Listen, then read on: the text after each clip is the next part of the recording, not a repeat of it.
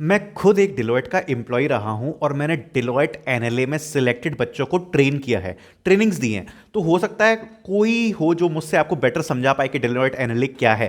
तो थोड़ा सा ट्रस्ट रखना, मैं आपको एंड टू एंड एक एक चीज़ क्लियर कर दूंगा एनएलए के बारे में, और सारी वीडियोस इस चैनल पर आपको डिलॉयट एनएलए के बारे में आएंगी। सबसे पहले अगर आप इसमें रजिस्ट्रेशन करना चाहते हो तो आपको रजिस्ट्रेशन करने की लिंक मिलेगी डिस्क्रिप्शन में, और अगर आप डिलॉयट एनएलए के ग्रुप को ज्वाइन करना चाहते हो तो उसका पिन कमेंट में आपको लिंक मिलेगा। स्टार्ट करते हैं। तो देखो, इस वीडियो में सबसे पहले तो अगर आपने रजिस्टर नहीं किया तो आप रजिस्टर कर लीजिए डिलॉयट एनएलए के लिए, तो लिंक मैं डिस्क्रिप्शन में डाल के दे रहा हूं। पहले हम डिलॉयट एनएलए को समझते हैं, पोजीशन को समझते हैं और सैलरी पैकेज को समझते हैं। So what is Deloitte NLA? तो देखो, डिलॉयट एनएलए होता है डिलॉयट नेशनल लेवल असेसमेंट। ये ओटीएन से टोटली डिफरेंट है। ओटीएन एक अलग चीज है, एनएलए एक अलग चीज है। ओटीएन होता है आरएफए के लिए। अब आरएफए क्या है? आरएफए होता है रिस्क एंड फाइनेंस एडवाइजरी, और जो एनएलए होता है वो होता है कंसल्टिंग के लिए। तो जब आप एनएलए के थ्रू अगर डिलॉयट में सिलेक्ट होते हो तो आप डिलॉयट कंसल्टिंग के लिए सिलेक्ट होते हो, और अगर आप ओटीएन के थ्रू सिलेक्ट होते हो तो आप Deloitte risk and finance advisory के लिए सिलेक्ट होते हो। Not talking about Deloitte NLA, तो इसके बारे में हम चीजों को क्लियर करते हैं। जो पोजीशन आपको ऑफर की जाती है वो पोजीशन आपको ऑफर की जाती है एनालिस्ट ट्रेनिंग की। जो पे पैकेज आपको प्रोवाइड कराया जाता है वो प्रोवाइड कराया जाता है 4.5 लाख प्लस सारे के सारे एडिशनल बेनिफिट्स जो कि डिलॉयट आपको प्रोवाइड कराती है। डिलॉयट में एडिशनल बेनिफिट्स काफी सारे होते हैं, उसके लिए मैंने एक सेपरेट वीडियो बना रखी है, अगर आप चाहो तो आप उसको चेक कर सकते हो। टॉकिंग अबाउट दिस, ये जॉब रोल क्या होता है, क्या इसमें करना होता है, उसको हम समझ लेते हैं।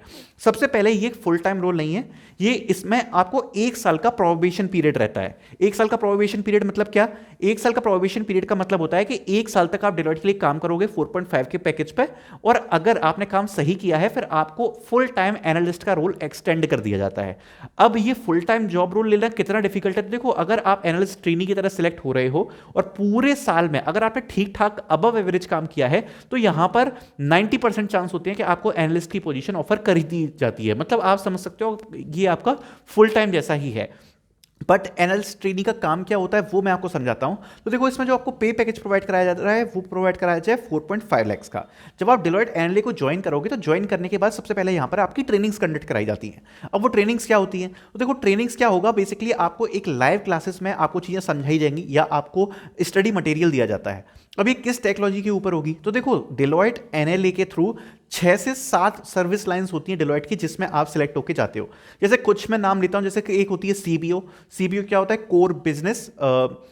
कोर बिजनेस ऐसा कुछ होता है। दूसरा होता है आपका डेटा एंड एआई। तीसरा होता है आपका एसएपी। चौथा होता है ओरेकल। तो ऐसे काफी सारी आप कोर बिजनेस ऑपरेशन होता है सीपीओ, यस।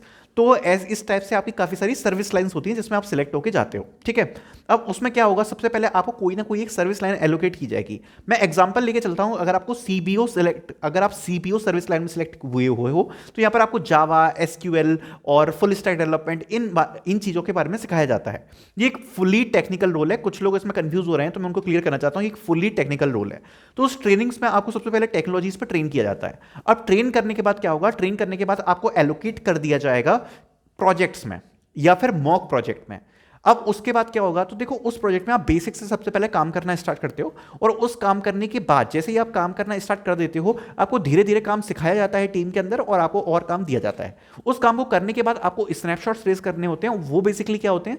स्नैपशॉट्स मतलब आपका परफॉर्मेंस कैसा जा रहा है वो आप अपने मैनेजर को रेज करते हो, और उस बेस पे आपको वहां पर आकलन किया जाता है कि आपका परफॉर्मेंस कैसे चल रहा है। मैनेजर्स आपको रेटिंग देते हैं हर 3 महीने में।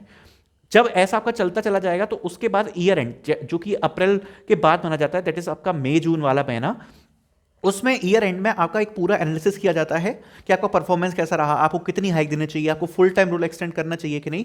तो ये प्रोसेस आपकी वहां से चलती है, ठीक है। तो ये आपका पूरा काम इसमें एनएलए में होता है।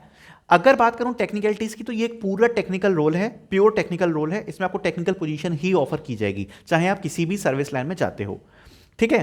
और दूसरी बात, इसमें फुल टाइम रोल ऑफर होने के बाद आपको क्या हाइक मिल सकती है? तो देखो, 4.5 से अगर आप स्टार्ट कर रहे हो तो ये आपका बेसिकली परफॉर्मेंस बेस पे डिपेंड करता है कि आपको कितनी हाइक इसमें मिलेगी। 20% आप मान के चल सकते हो। अगर आपको फुल टाइम ऑफर किया जाता है मिनिमम आपको 20% तो एलोकेट ही जाएगी।